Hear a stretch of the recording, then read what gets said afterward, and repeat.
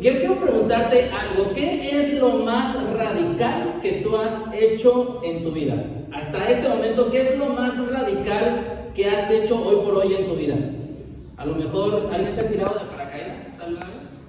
¿No? ¿Nadie? ¿Alguna vez, no sé, cambiar de trabajo y decir, a ver cómo me va? ¿Alguien? Bueno, ok. De pronto irte o cambiar de ciudad, ¿no? Para algunos puede ser una situación totalmente radical. O algunos, muchachos, acuérdate cuando eras joven, contestarle a tu mamá. Eso es algo radical. Dependiendo, ¿verdad? Cómo sea. O algunos de los que hoy están aquí, esposos sumisos, contestarle a tu mujer. Puede ser también algo radical también, ¿no? Bueno, veamos el día de hoy a comenzar una serie de enseñanzas que nos ayudarán a ver ¿qué significa ser radical como Jesús?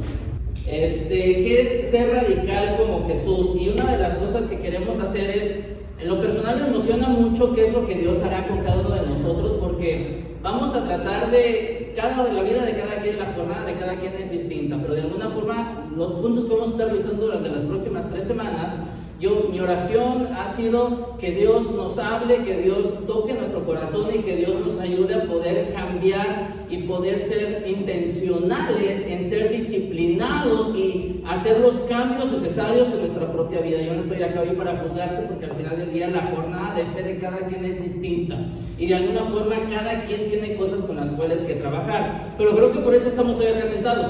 Creo que estamos acá porque estamos esperando que Dios nos hable y a través de eso poder nosotros tomar decisiones que de alguna forma nos lleven a esa vida plena que nos habla el Evangelio de Juan, en donde dice Dios que Él vino a traernos vida y vida en abundancia, y que de alguna forma todos esos cambios nos quieren llevar hacia allá.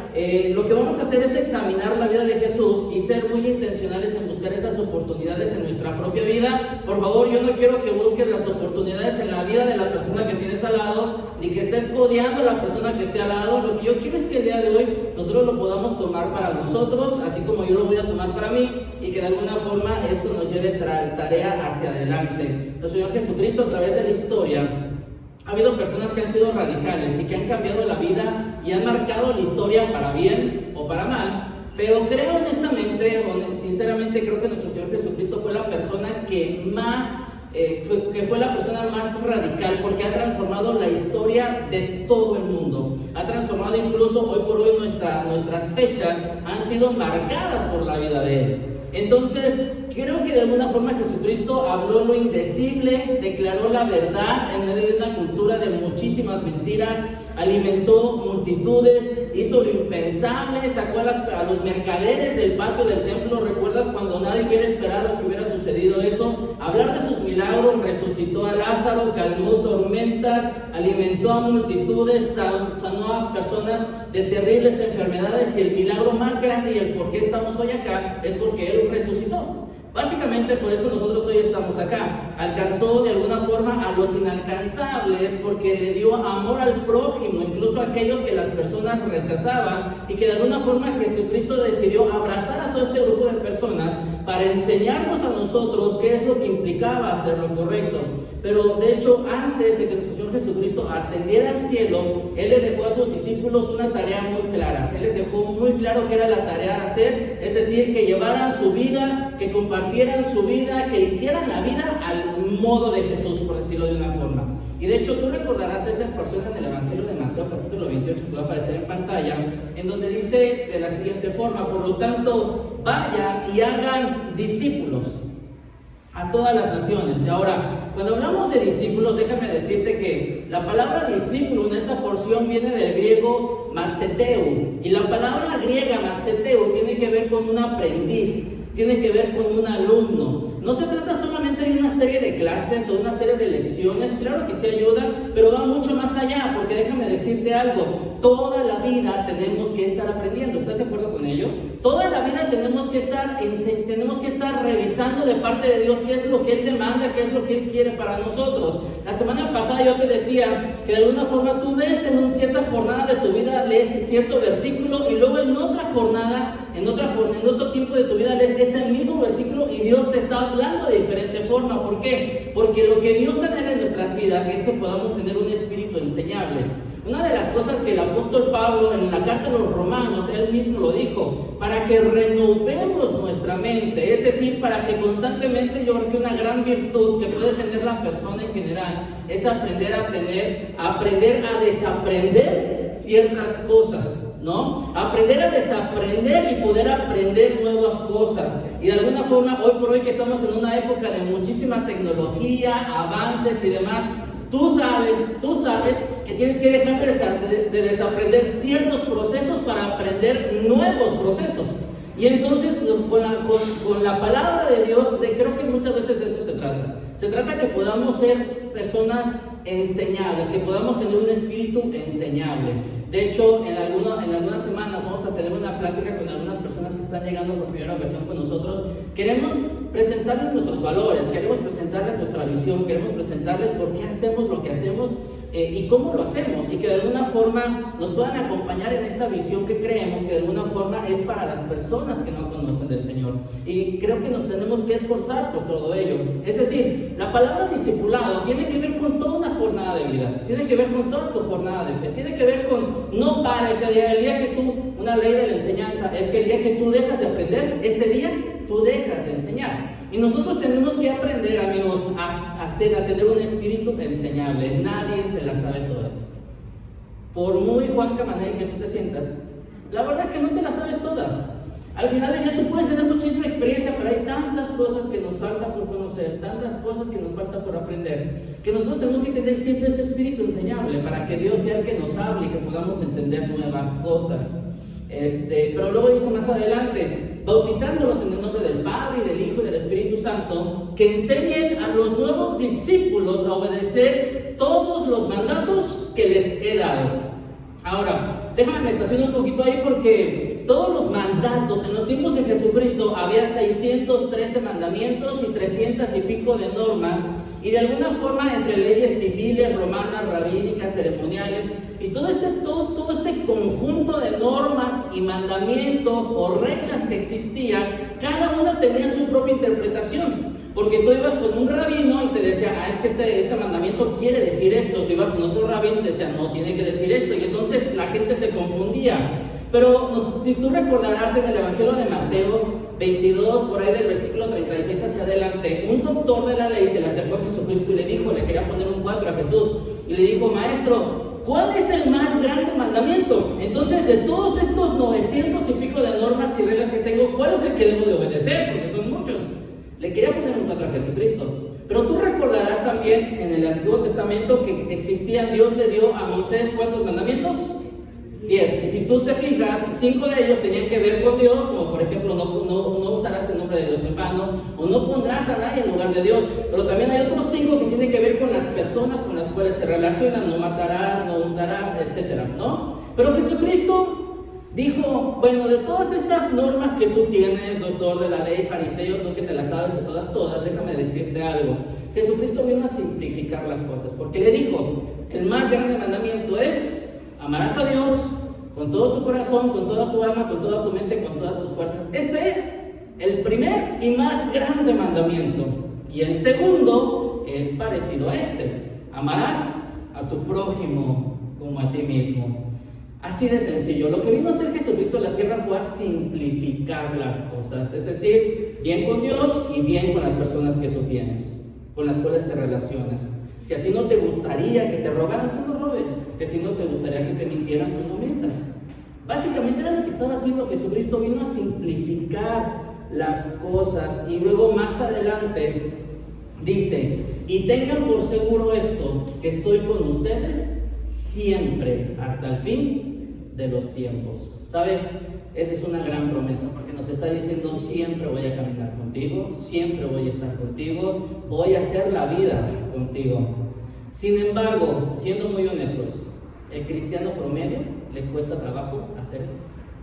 Al cristiano promedio le cuesta trabajo hacer esto porque a veces no hablamos de Jesús por miedo a la conversación, por miedo al que dirán, por miedo a que me dejen de hablar, por miedo a que simplemente crear un momento incómodo con las personas, ¿no? Y entonces no hablamos de Jesús, entonces no compartimos de nuestra jornada de fe.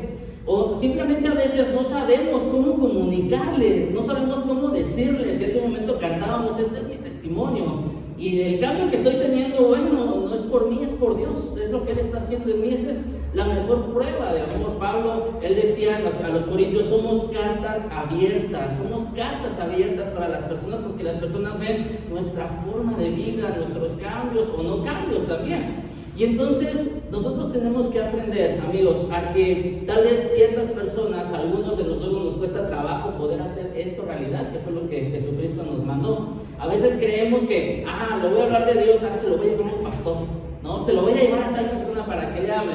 Déjame decirte que cada domingo, si quieres hablarle a alguien del Señor, tráelo por favor el domingo, porque siempre vamos a buscar compartir de Dios. Eso es lo que vamos a hacer siempre. Vamos a terminar siempre con una invitación. Esa es nuestra meta siempre, el poder hacerlo. Pero algunas personas pueden llegar a creer que tal vez el compartir del Señor es para ciertos extremistas, para ciertos radicales. Pero déjame decirte algo, si nos consideramos seguidores de Jesús, si realmente creemos que Él es nuestro Señor y Salvador, tenemos que tomar en cuenta algo. Primera de Juan, capítulo 2, verso 6, dice de la siguiente forma: los que dicen que viven en Dios deben vivir como Jesús vivió. Amigos, todos podemos ser radicales, porque si somos seguidores de Jesús, Él vive en ti y Él quiere vivir a través de ti. Eso es lo que Él quiere hacer en nuestras vidas. ¿Cómo es esto posible? Bueno, hay una verdad teológica en una de las cartas que el apóstol Pablo escribía y en donde él narra el éxito de su vida espiritual. De alguna forma él pone ahí la clave del por qué él llegó a ser quien llegó a ser, y es posible que no haya existido en la historia hoy por hoy alguien tan radical, alguien tan impresionante como el apóstol Pablo, porque siguió los caminos del maestro y escribió básicamente sus cartas, implican una tercera parte del Nuevo Testamento, y de alguna forma el apóstol Pablo fue el que llevó el evangelio a todos nosotros, a todos los gentiles, porque para eso estaba dedicado. Llevó el evangelio de Jerusalén a Roma y todas las partes en medio que éstas implicaban, en todos los lugares intermedios. Pero hay una porción en una carta que él escribía a los Gálatas, y dice Gálatas capítulo 2 verso 20, dice: mi antiguo yo ha sido crucificado con Cristo, y ya no vivo yo, sino que Cristo vive en mí. Así que vivo en este cuerpo terrenal, confiando en el Hijo de Dios, quien me amó y se entregó a sí mismo por mí. Pues ya no vivo yo, pues Cristo vive en mí, ¿no? Y nosotros tenemos que aprender, porque hay una versión, la Reina Valera, en donde dice: con Cristo estoy juntamente crucificado, y ya no vivo yo, mas Cristo vive en mí, y lo que ahora vivo en la carne, lo vivo en la fe del Hijo de Dios, el cual me amó y se entregó a sí mismo por mí. Pero a veces cuando leemos, bueno, en la fe, y cantábamos por la fe, y cantábamos esto, pero ¿qué implica esto de la fe? Simplemente significa confiar en Dios, así de sencillo. Es creer que Dios es quien dice ser y que cumplirá lo que ha prometido que hará. Eso es tener fe, eso es confiar en Dios. Vamos a tratar de desmenuzar un poquito, hablando acerca de estas cosas, qué implica para nosotros o cómo se vería para nosotros el poder ser radicales como Jesús. Y yo te quiero compartir durante las siguientes 3 semanas una estrategia para que podamos ser radicales como Jesús. Sobre todo a la hora de poder compartir el evangelio y que podamos ser agentes de cambios, esos puentes de gracia con las personas, porque Dios anhela que cada uno de nosotros seamos puentes de gracia con las demás personas, que seamos puentes de bendición para las demás personas, que de alguna forma que seamos personas amables, es decir, fáciles de amar, porque las personas desean estar a nuestro lado para poder escuchar lo que deseamos decir, ¿no? La estrategia se basa básicamente, amigos, en 3 sencillos pasos, y van a aparecer aquí en pantalla. Estos 3 sencillos pasos que yo te quiero compartir durante las siguientes 3 semanas, que implica es orar, cuidar y compartir. Orar, cuidar y compartir. Y hoy vamos a comenzar, amigos, con oración. Déjame decirte que si hay algo que Jesucristo literalmente fue radical en su vida de cuidar, fue la oración. Y esto sucede en una época muy compleja en la vida de Jesús, muy ocupada en la vida de Jesús. Evangelio de Lucas, capítulo 5, por favor, acompáñame para allá. Evangelio de Lucas, capítulo 5, verso 15, dice de la siguiente forma: Sin embargo, a pesar de las instrucciones de Jesús, y cuando dice ahí la palabra, sin embargo, a pesar de las instrucciones de Jesús, es que versículos antes Jesucristo había sanado a un leproso y le dijo: no digas quién te salvó, ve con el sumo sacerdote, ve con los sacerdotes para que te revisen y te dejen liberado, para que tú ya puedas andar entre todos nosotros. Pero este hombre compartió, dijo lo que Dios había hecho en su vida, y luego dice: la noticia de su poder corrió aún más, y grandes multitudes llegaron para escucharlo predicar y ser sanados de sus enfermedades. Y luego dice el 16: así que Jesús muchas veces se alejaba al desierto para orar. Mira, vamos a tratar de sacar algunos principios de esta porción para que nosotros podamos ser un poquito más radicales, que podamos asemejarnos a la vida del Señor Jesucristo. La primera cosa que de alguna forma yo quiero que nosotros podamos extraer de esta porción es la siguiente: la oración radical es una prioridad no negociable. La oración radical es una prioridad no negociable. Vemos que las multitudes, dice ahí en el Evangelio de Lucas, las multitudes llegaban para escucharlo predicar y ser sanados de sus enfermedades. Pero Jesucristo priorizó el momento, Jesucristo priorizó el tiempo de estar a solas en oración con su Padre. Aunque había millones de exigencias por un lado, Él priorizó este momento de poder estar a solas. Para Jesús la oración era una parte esencial y vital para su vida. Más importante, déjeme decirte, que atender necesidades de su propia familia, de las personas que le estaban acompañando, de poder compartir la misión, de poder compartir a qué había venido. Él necesitaba pasar este tiempo con su Padre Celestial. Si realmente queremos parecernos al Hijo de Dios, tenemos que hacer de la oración algo esencial y vital en nuestras vidas. Déjame decirlo, incluso por encima de las necesidades del trabajo, de tu familia, de tu vida diaria. Que tú puedas realmente ser radical y decir: este tiempo, seas celoso mucho de ese tiempo en que puedas estar a solas con tu Padre Celestial. Entonces, era lo que hacía Jesucristo. A pesar de que Él tenía tantas ocupaciones, una prioridad no negociable, es un no debatible, no es opción. Esto tiene que suceder sí o sí. Pero a veces nosotros, lo hacemos negociable, decimos: es que hoy me levanté tarde, es que hoy me desvelé, sí, viendo serie de Netflix, ¿no? Bueno, es que hoy, la verdad es que hacemos negociaciones y decimos: hoy no lo voy a hacer, ¿no? Bueno, no contestes. La segunda cosa que de alguna forma tenemos que aprender, amigos, es la oración radical se realiza sin descanso. Constantemente los biógrafos de Jesús, Mateo, Marcos, Lucas y Juan, todos los autores de esto, tú vas a encontrar constantemente en estas biografías que Jesucristo, lo que dice el verso 16, así que Jesús muchas veces se alejaba, muchas veces lo hacía, se alejaba al desierto, se iba para poder estar en oración. Constantemente lo vimos que él era un hábito constante que él hacía de poder alejarse, dejar a las multitudes, estar a solas, porque él necesitaba hacer esto en su vida. Muchas veces los escritores de los evangelios veían en la vida de Jesús este hábito para que de alguna forma vivían su Señor Jesucristo. Déjame decirte algo, no era algo fortuito, no era algo, un apagafuegos, no era el típico de los estudiantes de: mañana tengo examen de química, déjame pongo a estudiar, Señor, todas las clases que no asistí, por favor tráeme ese conocimiento para que yo pueda pasar. No.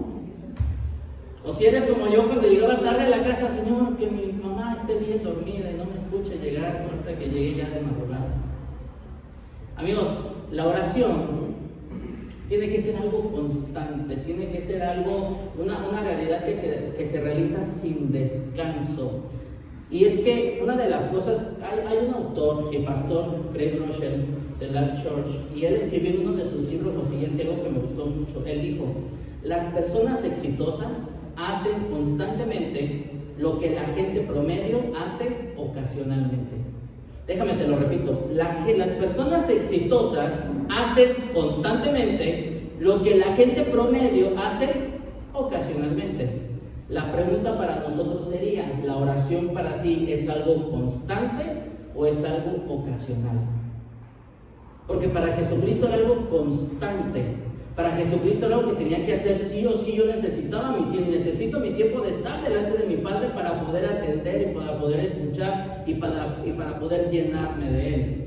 Las personas exitosas hacen constantemente lo que la gente promedio hace ocasionalmente. Pero otra cosa que aprendemos en Lucas 5 es lo siguiente: la oración radical se fomenta en la soledad. La oración radical se fomenta en la soledad. Tal vez para algunos a lo mejor es un poco incongruente, porque a lo mejor tú dices, oye, pero Jesucristo dice que si donde están dos o tres de acuerdo, ¿qué nos dice que si nosotros vayamos y nos pongamos de acuerdo y que vayamos y toquemos, no como la palabra nos dice? Pero de alguna forma déjame decirte algo. Jesús nos muestra el valor de pasar tiempo constante e íntimo a solas con Dios. Jesucristo constantemente en los evangelios, tú lo vas a encontrar que constantemente hacía eso. Constantemente Él buscaba y hacía el poder estar a solas en una situación íntima y constante delante de Él.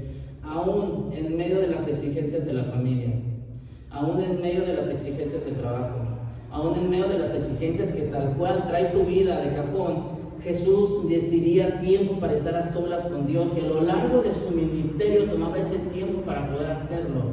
Por lo siguiente, amigos, ponme la siguiente por favor, Luis. Para hablarle eficazmente de Dios a las personas, primero debía hablarle a Dios de esas personas. Yo te aseguro, cuando estamos delante de Dios ya le preguntaremos, pero yo estoy casi seguro que Jesús cuando iba al desierto le decía, Señor, tú sabes lo que mañana voy a enfrentar. Tú sabes con quién voy a platicar, y te ruego por esa persona. Te ruego que le trabajes en su corazón, te ruego que me des la valentía para enfrentar la situación, te ruego que me ayudes a que acomodes todas las cosas para que tu voluntad sea hecha. Te aseguro que Dios lo hacía, porque a veces creemos que la oración es solamente un apagafuegos, pero no es algo, es una medida preventiva, no correctiva. Y tenemos que aprender, amigos, que de eso se trata, que podamos ser constantes en esta situación.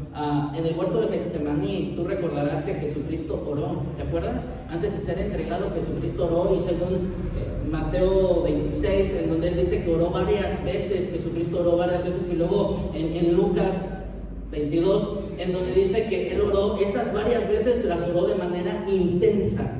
De manera intensamente, es decir, Jesucristo en Getsemaní oró varias veces, pero de manera intensa. ¿Por qué? Porque nosotros tenemos que comprender que a través de los momentos íntimos con su Padre, Dios llenó a Jesucristo de compasión, claridad y valentía, que va a aparecer aquí en pantalla. Amigos, nosotros tenemos que aprender que a través de los momentos íntimos con el Padre, Dios nos llena de compasión, claridad y valentía.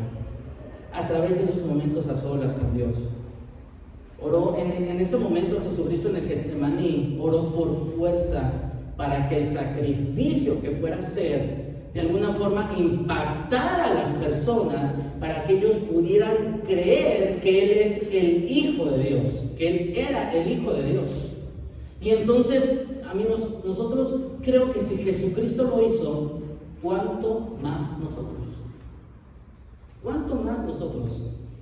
Que estamos llenos de distracciones, estamos llenos de actividades, que estamos llenos de compromisos, que estamos llenos de deudas, que estamos llenos de conflictos, que estamos llenos de muchas cosas. ¿Cuánto más no necesitamos ser llenos por Dios de compasión, de claridad, de valentía para enfrentar la vida? Queridos, no solo oremos por nuestros amigos, sí oremos por ellos. Señor, ayúdale a que proceda, ayúdale a que tú tocas su corazón, sensibiliza su corazón, ablanda su corazón, tú habla, pero también ora por ti. Ora porque Dios te dé a ti coraje para hacer lo que sea necesario para que las personas conozcan del Señor, para que Dios coloque los medios, coloque las circunstancias, use los problemas, use las situaciones complicadas, para que Dios te use a ti como un puente de gracia para poder compartir lo que Dios ha hecho contigo. Y déjame decirte, hay una porción en Timoteo, 1 Timoteo capítulo 2.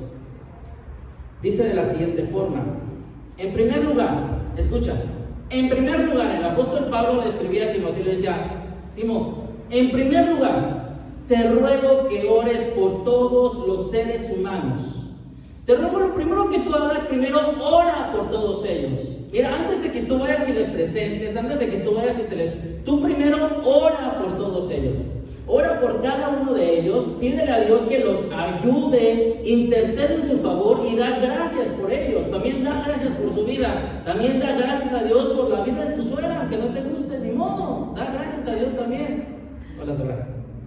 Pero ora de ese modo, es broma, ora de ese modo, dice el verso 2, ora de ese modo por los reyes y por todos los que están en autoridad, para que podamos tener una vida pacífica y tranquila, caracterizada por la devoción a Dios y la dignidad. Y luego dice el 3, esto es bueno y le agrada a Dios nuestro Salvador. Dice el 4, quien quiere que todos se salven y lleguen al conocimiento de la verdad. Pues hay un Dios y un mediador que puede reconciliar a la humanidad con Dios. Es el hombre, Cristo Jesús. Él dio su vida para comprarles la libertad a todos. Este es el mensaje de Dios que Dios le dio al mundo justo en el momento preciso, dice el verso 6. Amigos, es bastante claro que Pablo dijo, en primer lugar, ora por ellos. Y después viene lo demás. Primero ora por ellos y después viene lo demás. Ora por ellos, prioriza la oración para la salvación de quienes conocemos, porque el deseo de Dios es que todos se salven. Ese es el deseo de Dios, pero ora por ellos. Ahora, ¿cómo orar? Básicamente para algunos la oración implica a veces guardar silencio delante de Él. Orar es simplemente hablar con Dios. Es simplemente a veces guardar silencio y Señor, ¿qué me quieres decir? Tal vez para algunos es Señor, te pido.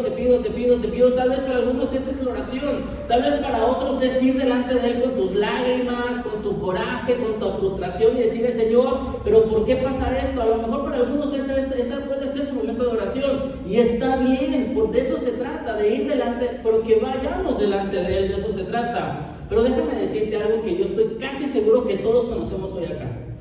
Que de alguna forma Jesucristo en algún momento de la historia, alguno de sus discípulos le dijo, Señor, enséñanos a orar como Juan les enseñó a sus discípulos, enséñanos a orar. Y luego dice en Lucas capítulo 11, de la siguiente forma va a aparecer aquí en pantalla, Lucas 11 dice, una vez Jesús estaba orando en cierto lugar. Cuando terminó, uno de sus discípulos se le acercó y le dijo, Señor, enséñanos a orar, así como Juan le enseñó a sus discípulos. Y luego dice más adelante ahí en el versículo 2, dice de la siguiente forma, Jesús dijo, deberían orar de la siguiente manera. Escucha, Padre, escucha esa primera palabra, Padre. Nosotros hay que comprender que cuando estamos en oración y cuando tú vas delante de Dios, le puedes decir Padre, Abba Padre, dice otra porción, papito. Es decir, esa situación que implica intimidad, que implica relación. Escucha eso, relación.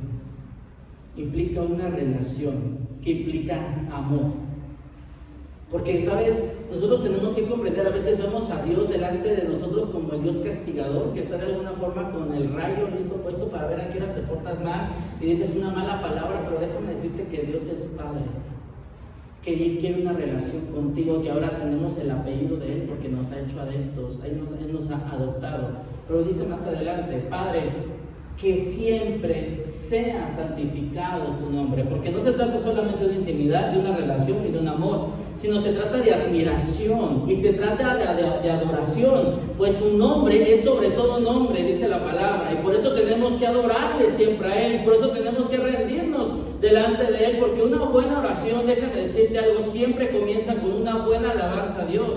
Una buena oración siempre entra y decide, Señor, yo reconozco que tú eres el Señor de todo, que tú eres el Todopoderoso, el Omnisciente, el Omnipotente, que tú todo lo puedes, que tú eres el Creador y que no hay nada que podamos hacer sin ti. Esa es una buena alabanza delante de Dios. Y si no sabes qué le digo, vete a los salmos, ve y lee un salmo a lo mejor y dice, Señor, tú eres esto. Porque una buena oración siempre comienza con una buena alabanza a Dios. Pero luego dice más adelante, que tu reino venga pronto. Danos cada día el alimento que necesitamos. Me voy a estacionar un momento ahí, porque déjame decirte que entre el verso 2 y el verso 3 hay un par de cosas, hay dos peticiones. La primera de ellas es: Señor, venga tu reino, cúmplase tu voluntad, que se haga conforme a tus propósitos, no conforme a los míos. Y luego dice, la segunda es: cubre mis necesidades, dame el alimento que necesitamos. Tal vez es muy común que cuando oramos a Dios, recitamos una lista de cosas, recitamos una lista de necesidades, recitamos una lista de cosas en decir: Señor, necesito, ocupo, ayúdame, te encargo, ahí te encargo esto, acuérdate de traer, ¿no? Como cuando mandas al chamaco a la tienda, acuérdate, ahí te encargo, que también a veces así creemos que Dios es como una dispensadora cósmica, que de alguna forma tú le pones y ya te va a dar lo que tú necesitas. A veces la oración para algunos puede llegar así con el genio de la lámpara, ¿no? Señor, te encargo estos tres deseos. Pero sabes, no me malinterpretes, no está mal que le pidamos a Dios nuestras necesidades. Dice la palabra que Él ya conoce nuestras necesidades, pero Él anhela que vayamos delante de Él y se lo pidamos. Pero quizá, amigos, antes de entregarle nuestra petición de provisión financiera, salud, cosas por el estilo, creo apropiado siempre pedirle a Dios primero que venga a su reino. Porque déjame decirte algo, al final del día, la agenda de Dios es mejor que tu agenda, te lo aseguro. La agenda de Dios es mejor que tu agenda. Por eso Jesucristo le decía: venga tu reino, danos cada día el alimento que necesitamos. Porque tenemos que buscar primero su voluntad. Y después, ayúdame a poner el 4, por favor, Luis. Dice: y perdona nuestros pecados, así como nosotros perdonamos a los que pecan contra nosotros, y no permitas que cedamos a la tentación. Antes de aceptar a Jesús, Dios era el juez, nosotros los culpables. Pero cuando aceptamos a Jesús como Señor y Salvador, Él nos adopta.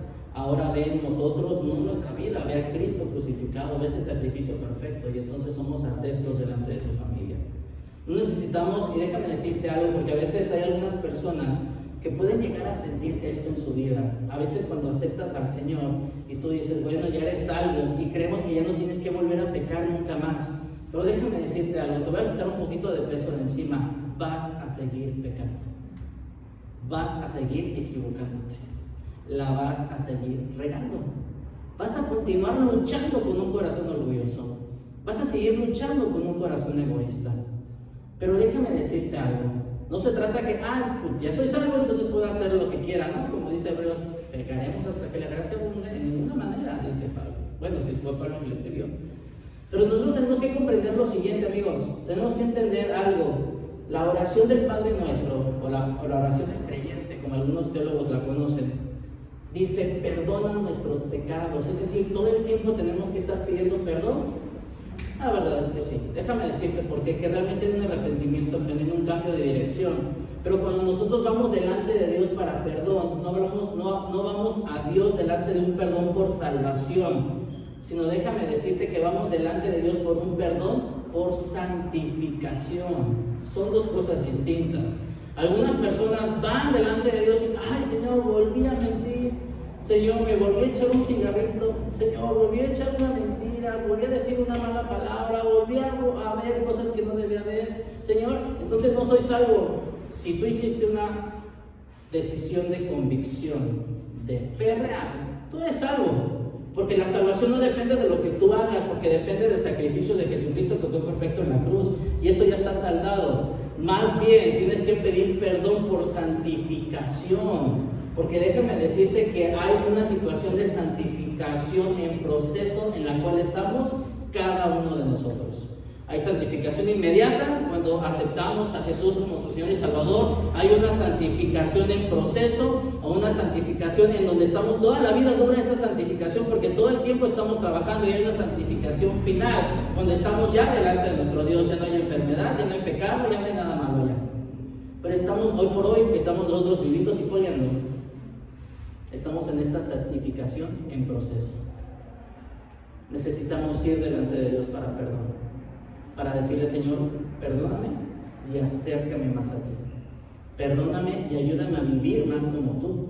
Perdóname y permíteme ser de impacto para las personas con las cuales convivo. Permíteme ser fuente de gracia de lo que tú quieres. Permíteme experimentar la vida plena que narra tu palabra. Pero para ello tenemos que acercarnos cada vez más a Dios.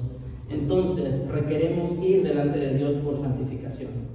No para salvación, para santificación. Por ello. Pero yo quiero cerrar el día de hoy, que fue más clase tal vez que enseñanza, que predicación, pero yo quiero cerrar solamente con un desafío, querido. Quiero ir con un desafío para ti. Y es el siguiente. Ponme la siguiente imagen, por favor. Yo te hablaba de que durante estas semanas vamos a hablar de la oración, vamos a hablar del cuidado y vamos a hablar de compartir.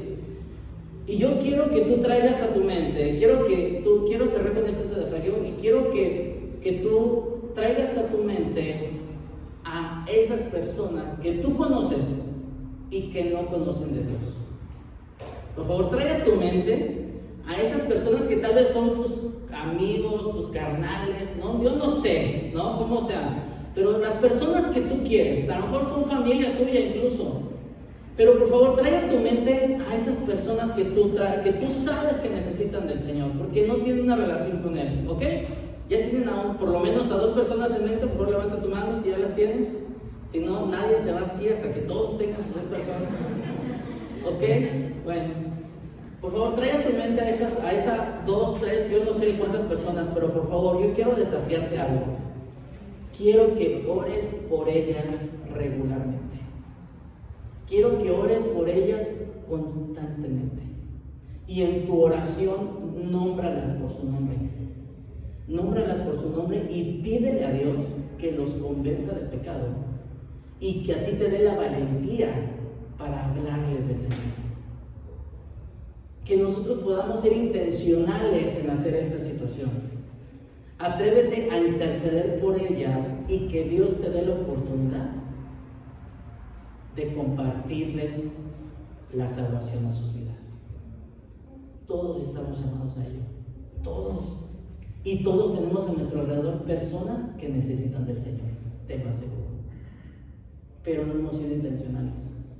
No nos hemos apartado. Pedirle a Dios, Señor, te pido por fulanito, perenganito, menganito. Bueno, no creo que se llamen así, pero tú sabes a qué me refiero. Pero creo que no hemos hecho eso. Creo que no lo hemos hecho. Creo que lo que necesitamos hacer es ir delante de Dios y, Señor, te pido por ellos.